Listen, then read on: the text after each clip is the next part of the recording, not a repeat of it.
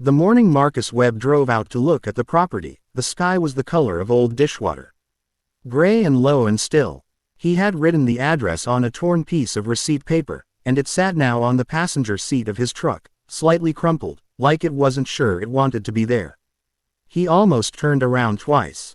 The first time was when the GPS took him off the main road and down a street lined with chain-link fences and broken gutters. The second time was when he finally saw it, the garage on Elm Street. It sat at the far end of a gravel lot, half hidden behind an overgrown hedge of wild blackberry bushes. The paint on the walls had long since given up.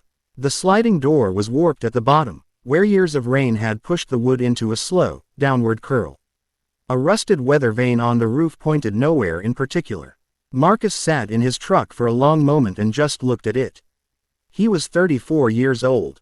He had spent the last 8 of those years working in the logistics department of a shipping company, sitting in the same corner cubicle, under the same flickering fluorescent light, managing routes for other people's goods.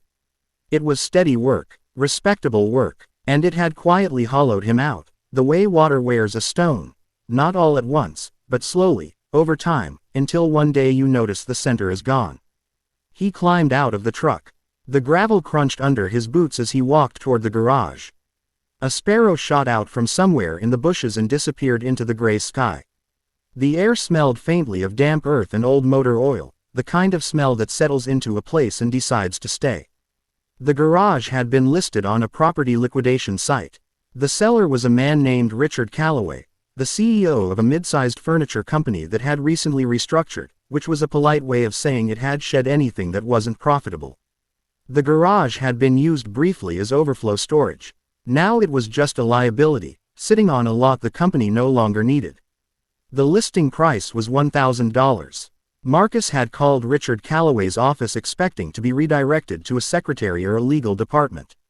Instead, Calloway himself had picked up on the third ring, and his voice had been cheerful in the way of someone who has already forgotten something and is glad to be reminded. "That old thing," Calloway had said. "Sure, come take a look. Honestly, I'm just happy to get it off the books. It's junk, but if you want it, it's yours." Junk. Marcus ran his hand along the side wall of the garage now, feeling the rough, peeling wood beneath his palm. He pressed gently, testing for rot. The wall held. He walked the perimeter slowly, measuring with his eyes, counting paces. The footprint was larger than it looked from the front, deep and wide, with a side door and a small window that let in a pale, watery light. He stood in the center of the empty space and looked up at the ceiling. The rafters were solid, a little dusty, yes, a little cobwebbed at the corners, but solid. Something loosened in his chest.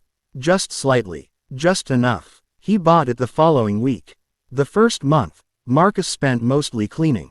He filled 6 dumpsters with decades of accumulated debris, broken shelves, rusted tools, stacks of molded cardboard, a chair with no seat.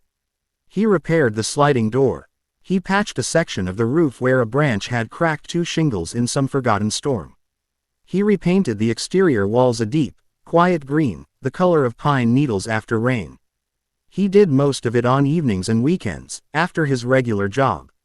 He came home with paint on his forearms and sawdust in his hair and slept better than he had in years. By the second month, he had installed workbenches along 3 walls. He brought in tools he had collected over the years from estate sales and pawn shops, a good table saw, 2 drill presses, a lathe he had restored himself from near ruin. He strung up warm overhead lights that turned the space amber in the evenings. He had been building things since he was a boy. Small things, mostly, wooden boxes, shelving units, little carved figures he gave away as gifts. His father had taught him the basics in a garage not so different from this one. But somewhere in the business of becoming an adult, the building had gotten pushed into corners and closets and eventually into just memory. Now it had room again. By the 3rd month, a neighbor noticed the light on late at night and knocked on the side door. Her name was Diane, and she asked if he made furniture.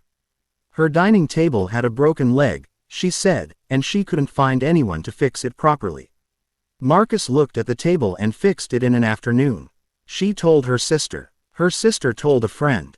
Marcus built a simple website in an evening. He photographed the workbenches, the tools, the green exterior walls catching morning light, He called the business Webb and Company. Woodcraft. By the 4th month, he had a waiting list. By the 5th, he had hired his first helper, a quiet young man named Terrence who had dropped out of a design program and had hands that seemed to understand wood instinctively. By the 6th month, Marcus sat down one Sunday evening with a ledger and a cup of coffee and went through the numbers carefully, the way he had learned to do in those 8 years of logistics work, all those spreadsheets finally finding a purpose he could feel. The revenue was real. The growth was steady. The waiting list had stretched to 4 months. He thought about calling Richard Calloway. Not to gloat. That had never been his way. Just to say thank you, maybe. Because the man had called this place junk, and in doing so, had made it available. And sometimes the things other people have given up on are exactly the things that are waiting for someone willing to look at them differently. He didn't make the call. He poured a second cup of coffee and sat in the open doorway of the garage, listening to the neighborhood settle into evening. A dog barked somewhere down the street. The sparrows were back in the blackberry bushes, rustling and invisible. The weather vane on the roof had been fixed now. It turned slowly in the evening breeze, pointing south. Marcus Webb looked at what he had made and felt, for the first time in a long time, like himself.